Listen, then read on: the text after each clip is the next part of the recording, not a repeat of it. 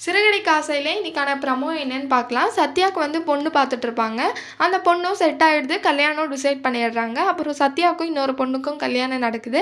அப்போ வந்து மீனாவும், முத்துவும் என் தம்பிக்காக என்ன பண்ணலான்னு சொல்லிட்டு டிசைட் பண்றாங்க. அப்போ வந்து முத்து சொல்றாங்க, "நான் சத்யாக்காக ஒரு பைக் வாங்கி குடுக்குறேன்" அப்படின்னு சொல்லிட்டு மீனா கிட்ட சொல்றாங்க.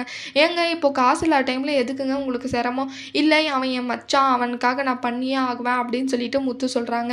அடுத்து அருண் வந்து நினைக்கிறாங்க, "நம்ம ஏதாவது பண்ணணுமே சத்யாக்கு" அப்படின்னு சொல்லிட்டு, அதுக்குள்ள சீதா வந்து சொல்லுவாங்க, "என் அக்காவும், மாமாவும் சத்யாக்காக பைக் வாங்கி குடுக்க போறாங்களாம்" அப்படின்னு சொல்லிட்டு. "ஓ! நீ அந்த அளவுக்கு பண்ண ஆரம்பிச்சுட்டியா? அப்ப நானும் வந்து கார் வாங்குறேன்" அப்படின்னு சொல்லிட்டு சொல்லுவாங்க. அந்த காருக்கு வந்து டீவ்ல தான் எடுக்குறாங்க. அப்புறம் எல்லாருக்குமே அந்த கிஃப்ட்டும் குடுத்து முடிச்சிடுறாங்க. அப்போ வந்து அதோட டீவ் வந்து அருணால கட்டவே முடியாம திண்டாடுறாங்க. மாச சம்பளத்த வச்சுட்டு ஒண்ணும் பண்ண முடியாம. இந்த விஷயம் அருணுக்கு வந்து தெரிய வருது. அப்போ வந்து அருண் கிட்ட போய் கலாய்க்கிற மாரி சொல்றாங்க, "நீ இத டீவ்ல எடுத்துட்டு பெருமை பீத்துறியா? நான் இத சீதா கிட்ட சொல்ல தான் போறேன்" அப்படின்னு சொல்லிட்டு சொல்றாங்க. உடனே அருண் சொல்றாங்க, "ப்ளீஸ் சொல்லிடாத" அப்படின்னு சொல்லிட்டு. "அப்ப நான் சொல்லக்கூடாதுன்னா, நீ எனக்கு நான் வாங்குன பைக்கோட பாதி காச நீ கட்டுறியா?" அப்படின்னு சொல்லிட்டு சவால் விடுறாங்க.